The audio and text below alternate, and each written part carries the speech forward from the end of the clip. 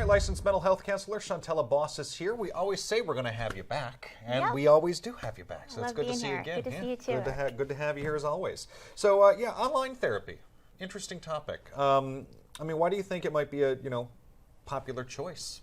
Well, it's a big trend these days because of the way technology is going. Everything is online. You know, our cell phone tells us when to wake up. It tells us when to exercise, when to eat.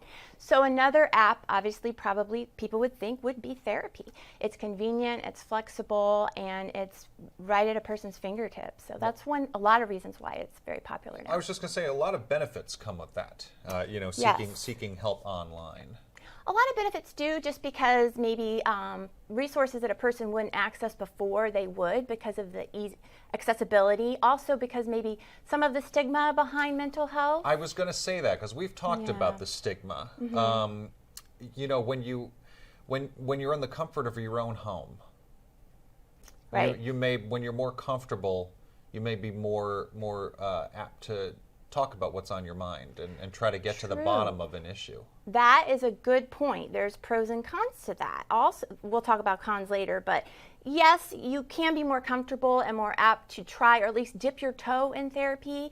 Also, a lot of online therapy programs work really hard to get the right fit of therapists with a person. So when you go in to see a therapist, you don't know always if it's going to be, quote, the right fit. Sure. So whatever they specialize in, whatever the needs are, it's a quicker turnaround and you find maybe the person that would work for you. So definitely there are a lot of pros. I am very concerned about the cons, and also ethically I have some concerns regarding the cons of this type of therapy. Like what? Well, when you go to see a doctor, you are present physically and they diagnose your symptoms. We do not consult with a doctor online. If we do, we are in a hospital bed and there are other people around looking and watching us. So the concern from a therapist perspective is you really aren't able to see exactly what's going on with that client. You miss a lot of things with body language, nuances, and there's a lot of things a person can hide behind a screen. So that makes a concern. Are you diagnosing correctly? Does this person really need more intervention? Because typically online therapy is for lesser of adjustment issues, maybe some anxiety, but not deep mental health. Well, that happens. I mean, with those online, doctors, the apps. Right. I'm trying to think of one off the top of my head, but I know there's one that's available with our insurance that's provided to us here through our company that we work for here, and It clearly states that only certain medications will be prescribed.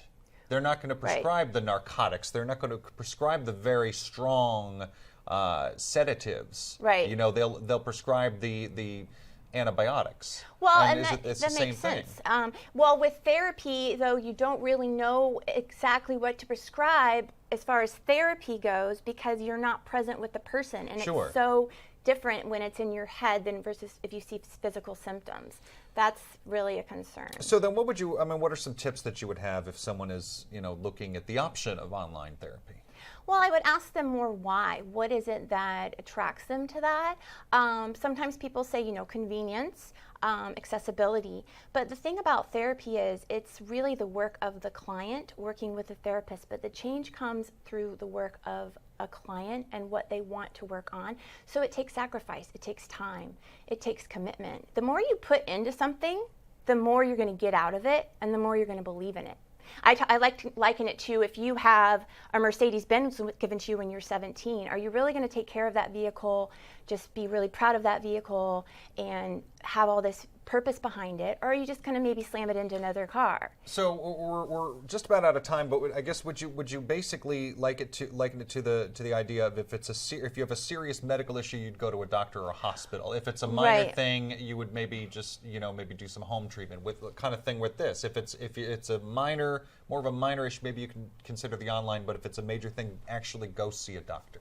I would say so. I would say it's probably best to go in and see counselor. a therapist, and then you can talk about the online option and see if that's best for you to make sure you're on the right track. Some very good advice, Shantala Boss. Thank you. I'm going to say it again. We'll have you back. All right. Good to see you. You Thanks. too.